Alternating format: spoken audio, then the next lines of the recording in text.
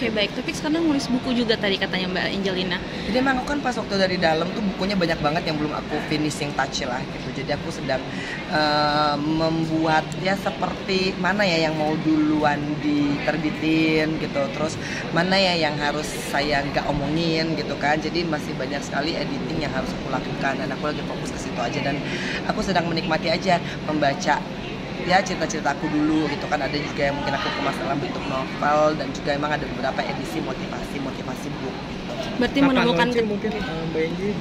Aduh, makanya kalau ditanya kapan, aku tuh sekarang emang lebih tidak terencana ya kalau misalkan mau ngapa-ngapain gitu. Walaupun memang ada gitu loh, timeline-nya sih pasti ada. Maunya sih tahun ini mengeluarkan buku motivasi sama ceritanya aku ya. Jadi cerita soal, enggak cerita kenapa sampai aku di dalam penjara terus apa enggak, tapi cerita lebih kepada bagaimana seorang ibu ketika terpisah dengan anaknya gitu ya. Jadi cerita-cerita yang lebih humanis lah, sama cerita-cerita motivasi yang memang setiap kali kalau aku seminar atau aku ada kajian atau sharing, orang kan pengen, Mbak aku mau dong bukunya gitu, karena biasanya lebih kepada tips and tricks bagaimana kita harus melalui hidup ini dengan ya tentunya dengan caranya aku pada saat itu. Mudah-mudahan kalau ada yang cocok gitu kan, mungkin bisa lah menjalaninya juga, walaupun nggak mungkin di copy paste kehidupan orang kan, cuman paling nggak ada beberapa penguatan dan cara-cara untuk keluar daripada rasa bersalah, keluar daripada rasa kok aku dihina melulu gitu, aku kok dizolimin terus gitu loh. Kita harus keluar dari situ untuk mencari diri kita yang baru. Wow, berarti ini new-nya Mbak Angelina ya? Yeah, the new me, reborn. Oke, Mbak Enji mungkin balik lagi flashback ke Abah Komar, mungkin ada memori apa sih dengan Abah Komar? Nah, kalau Abah Komar mah itu seribu memori nggak akan cukup gitu ya, karena memang terlalu lama kita bersahabat dan terlalu banyak yang kita kerjakan bersama. Apalagi kan kalau Abah itu kan kayak saksi hidupnya aku sama Mas Aji ya, berantemnya, aduh aku ngambeknya, terus kayaknya tuh Mas Aji itu selalu curhat ke Pak Haji Komar. Jadi Pak Haji Komar ini kayaknya delegasi khusus gitu loh oleh almarhum untuk meyakinkan aku untuk menikahinya kan. Jadi begitu banyak cerita yang enggak ya, yang bikin meleleh air mata juga, yang bicara aku nggak mau share karena kalau aku tadi udah nangis banyak.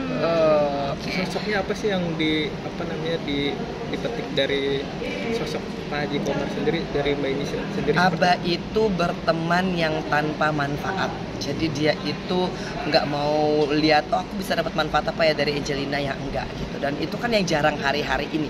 Biasanya sekarang orang berteman, aduh manfaat nggak buat gue gitu kan, nanti time consuming, gue nggak dapat apa-apa kan gitu. Dan persahabatan aku sama Pak Haji itu nggak ada sampai ke situ, nggak pernah ngomongin duit, selalu itu hanya give and give, nggak pernah take and give. Jadi kalau di saat Pak Haji Komar lagi membutuhkan, aku tuh biasa merasa, makanya aku kemarin pas di Tanah Suci itu merasa banget gitu loh, bahwa aku harus ke tempatnya Pak Haji Komar.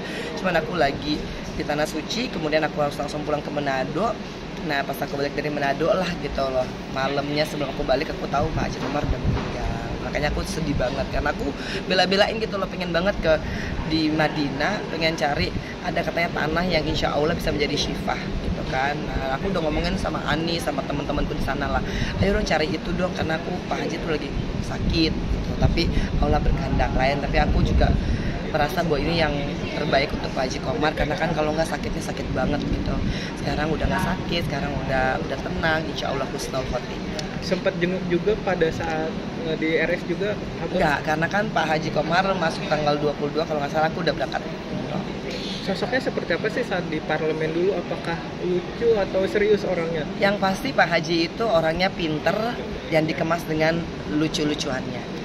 Jadi ternyata memang komedian itu kan Abah selalu menekankan kalau menjadi komedian itu harus punya ilmu, harus punya pengetahuan, dia harus punya wawasan yang luas, dia harus smart gitu. Dan terbukti karena ketika diajak bicara soal hal-hal yang berkaitan dengan perkembangan Indonesia, pada khususnya kita bicara masalah politik, itu juga sangat aware Pak Haji Komar.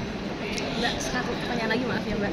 Tadi kan Mbak ada bahas kalau Mbak pas daripada Mas Abah Komar tadi, kalau Mbak meyakinkan untuk pernikahan dengan Mas Aji. Mas kan dari Abah Komar. Nah, Mbak sendiri udah lama sendiri nih, maaf ya Mbak ya. Ada niatan nggak sih Mbak ingin membina kembali rumah tangga? Maaf Mbak. Ya kalau misalkan ikhtiar doa pasti kita ada gitu kan, tapi juga sekarang kan udah nggak mau terlalu di-planningin ya.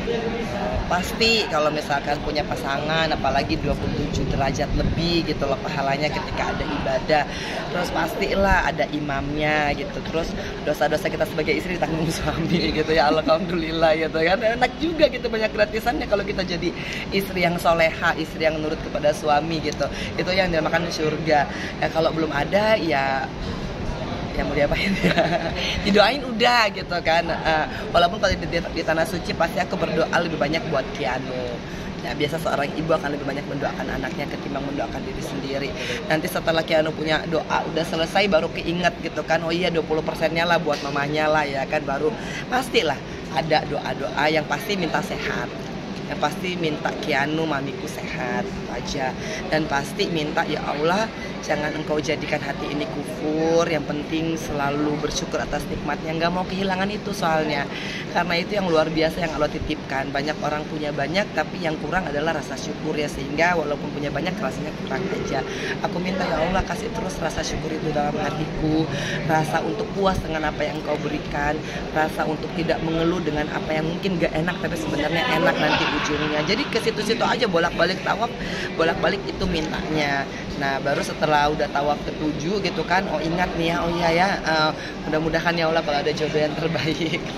Oke, baik Mbak. Mbak Angie, terakhir tadi kan katanya mau rilis buku, kira-kira ada gak nih quotes dari buku yang mau Mbak Angelina Sondak terbitin untuk disampaikan ke wanita-wanita yang katanya lagi terpisah sama anaknya kan, untuk menguatkan? Ya pokoknya kalau Allah sedang menakdirkan kamu untuk terpisah dengan anak, terus sabar, terus kuat, terus ikhtiar, terus yakin bahwa akan ada waktunya Allah akan mengumpulkan kita kembali, dan Allah akan memberikan kado yang spesial. Karena itu yang sedang aku alami sekarang.